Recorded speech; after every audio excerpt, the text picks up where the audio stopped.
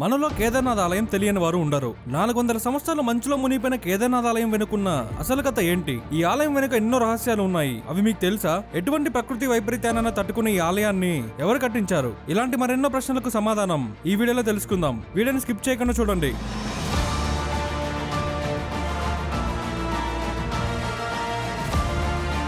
శ్రీ రాజరాజేశ్వరి దేవి జ్యోతిషాలయం. గురుజీ కళ్యాణరాజు గారు మీ photo WhatsApp ద్వారా చూసి ఫోన్లోనే జ్యోతిషం చెప్పగలరు. మీ సమస్యలైన వ్యాపారంలో లాభ నష్టాలు, విద్య, ఉద్యోగం, ఆరోగ్యం, విదేశీ ప్రయాణం, కోర్టు సమస్యలు, వివాహం, సంతానం, స్త్రీ పురుషులకు ఎటువంటి సమస్యలున్నా విశేషంగా హోమ పూజలు చేసి పరిష్కారం చూపబడును. గురుజీ గారికి ఒక్క ఫోన్ చేసి మీ సకల సమస్యలు పరిష్కరించుకోండి. శ్రీ రాజరాజేశ్వరి దేవి జ్యోతిషాలయం. సెల్ 9704585696.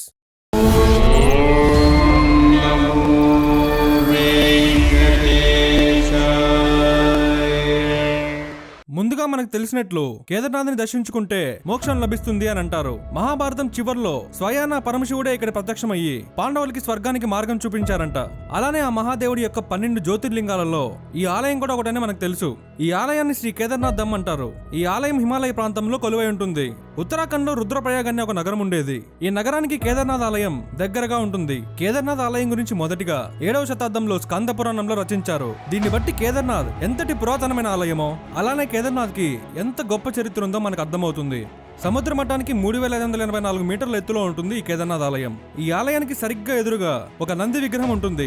ఇక ఆలయం లోపల గర్భగుడి ఉంటుంది. ఈ గర్భగుడిలో శివలింగం పిరమిడ్ ఆకారంలో ఉంటుంది. ఇలాంటి శివలింగం ఈ మొత్తం ప్రపంచంలో ఎక్కడా ఉండదు. ఈ మందిరాన్ని పాండవులు నిర్మించారని చెప్తుంటారు. ఇప్పుడు పాండవులు ఈ ఆలయం ఎందుకు నిర్మించారో తెలుసుకుందాం. మహాభారత యుద్ధం తమ గురువులను, సోదరులను వధించడం కారణంగా పాండవులు ఎంతో బాధపడతారు. తమను తామే అపరాధులుగా అనుకుంటూ ఉంటారు. అలానే మనకు తెలిసినట్టు మహాభారత యుద్ధం తర్వాత పాండవులు చాలా కాలం పాటు హస్తినాపురాన్ని పాలించారు. అలా చాలా కాలం గడిచినప్పటికీ పాండవులకి మనశ్శాంతి దొరకలేదు. ఇంకా ఆ వేదన నుంచి విముక్తి కొరకు పాండవులంతా కలిసి వేదవ్యాసుడి దగ్గరికి వెళ్లారు. తమ వేదనను వేదవ్యాసునికి చెప్పుకున్నారు. పాపాల నుంచి విముక్తి పొందడానికి మీరు ఆ పరమశివుని దగ్గరికి వెళ్ళండి అని వేదవ్యాసుడు పాండవులతో చెప్తారు. అప్పుడు పాండవులు అభిమన్యుడి పుత్రుడైన పరీక్షిత్తుకి మొత్తం రాజ్యాన్ని అప్పగించి ఆ పరమశివుని దర్శనం కోసం ద్రౌపదితో కలిసి కాశీకి వెళ్తారు. కానీ కాశీలో వారికి శివుడి దర్శనం జరగదు. వారు శివుణ్ణి వెతుక్కుంటూ ఎక్కడికి వెళ్ళినా కూడా శివుడు అక్కడి నుంచి మాయమయ్యేవారంట. అలా చివరిగా ఉత్తరాఖండ్ లోని గుప్త కాశీలో ప్రత్యక్షమయ్యాడు ఆ పరమశివుడు. పాండవుల్ని శివుణ్ణి వెతుక్కుంటూ అక్కడికి వచ్చినప్పుడు వారికి కనిపించకుండా ఉండడానికి శివుడు నంది రూపంలోకి మారి ఒక ఆవుల మందలో కలిసిపోతారు. ఇక పాండవులేమో చాలా సమయం వరకు ఆ పరమశివుణ్ణి వెతుక్కుంటూ ఉంటారు. అలా కొద్దిసేపు గడిచింది. అప్పుడు భీముడు నంది రూపంలో ఉన్న శివుణ్ణి గుర్తించాడు. పాండవులు తన వైపు రావడంతో నంది రూపంలో ఉన్న శివుడు భూలోకానికి వెళ్లిపోవడం మొదలు పెట్టాడు. శివుణ్ణి ఆపడానికి భీముడు నంది యొక్క వీపు భాగాన్ని పట్టుకున్నాడు. అందుచేత కేవలం ఆ భాగం మాత్రమే భూమిపై ఉండిపోయింది. ఆ భాగం పిరమిడ్ ఆకారంలో ఉన్న శివలింగంలా ఉంటుంది. ఇప్పుడు కేదార్నాథ్ ఆలయంలో ఇదే శివలింగానికి పూజలు మరియు అభిషేకాలు జరుగుతూ ఉంటాయి. అప్పట్లో పాండవులు కూడా ఇదే శివలింగానికి పూజలు చేశారు. ఇక పాండవుల భక్తి శ్రద్ధలను చూసి ఆ పరమశివుడు ప్రత్యక్షమయ్యాడు. పాండవుల పాపాలను క్షమించి వారికి స్వర్గానికి మార్గం చూపించారు ఆ మహాదేవుడు. తర్వాత పాండవులు శివలింగం ఉన్న ప్రదేశంలో ఒక మందిరాన్ని నిర్మించడం జరిగింది. ఆ మందిరంనే మనం ఇప్పుడు కేదార్నాథ్ అని పిలుస్తాం.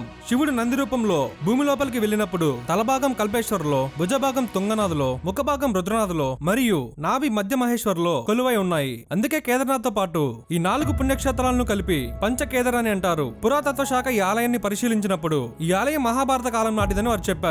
శివుడి యొక్క రుద్ర రూపమైన కాలభైరవుడు ఈ కేదార్నాథ్ ఆలయాన్ని రక్షిస్తూ వస్తున్నారని చెప్తుంటారు. 3 కళ్ళు 4 చేతులతోటి మెడలో కపాలమాలను ధరించి ఒక చేతిలో త్రిశూలం, 2వ చేతిలో డమరుకం, 3వ చేతిలో పాసం మరియు 4వ చేతిలో పుర్రెని పట్టుకొని తన వాహనమైన శునకంతో ఆ కేదార్నాథ్ ఆలయాన్ని రక్షిస్తూ ఉన్నారని ఆ ప్రాంత ప్రజలు చెప్తారు. కేదార్నాథ్ మందిరం నుండి ఉత్తర వైపు 500 మీటర్ దూరంలో బాబా భైరవనాథ్ ఆలయం ఉంటుంది. బాబా భైరవనాథ్ యొక్క దర్శనం చేసుకోకపోతే కేదార్నాథ్ యాత్ర పూర్తి అవ్వదు అని చెప్తుంటారు. అలానే అక్కడున్న వైపరీత్య వాతావరణం కారణంగా కేదార్నాథ్ తో పాటు ఆ చుట్టుపక్కల ఉండే ప్రాంతాలు 6 నెలల పాటు మూసివేయబడతాయి. ఆ 6 నెలలు ఇక్కడికి ఎవరు రారు. ఆ 6 నెలలు శివుడు కాలభైరవ రూపంలో ఆ ప్రాంతంలో తిరుగుతూ ఆలయాన్ని రక్షిస్తూ ఉంటారని నమ్మకం. కేదార్నాథ్ ఆలయానికి ఎటువంటి విపత్తులు వచ్చినా కూడా ఏమీ కాదని అంటారు. 13వ శతాబ్దం నుంచి 17వ శతాబ్దం వరకు ఎన్నో కొండ ప్రాంతాలు మంచుతో కప్పబడ్డాయి. ఇంకా పెద్ద పెద్ద మంచు గడ్డలు కూడా జారి పడుతూ ఉండేవి. అందువల్ల అక్కడ ఎన్నో ప్రాంతాలు చాలా వరకు పాడయ్యాయి.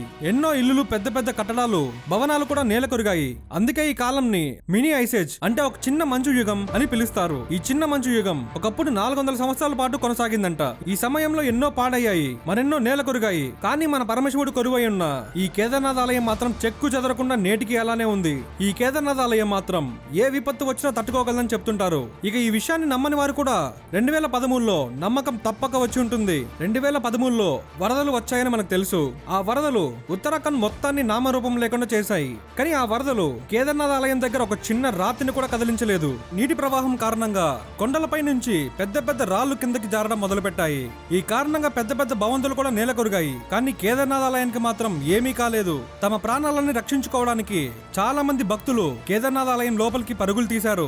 అదే సమయంలో ఒక పెద్ద రాయి కేదార్నాథ్ ఆలయం వైపు రావడం మొదలుపెట్టింది. అది చూసిన ఆలయంలో ఉన్న ప్రజలు ఎంతో భయపడ్డారు. కానీ ఎంతో వేగంగా వచ్చిన ఆ రాయి మందిరంకి కొద్ది మీటర్ల దూరంలోనే ఆగింది. ఇక తర్వాత వేరే రాయి ఏదైనా జారి ఆలయం మీదకి వస్తే ఈ రాతిని ఢీకొట్టి అవి విరిగిపోయేవి, లేదా అవి దారి మళ్ళీ మరో వైపుకి వెళ్లేవంట.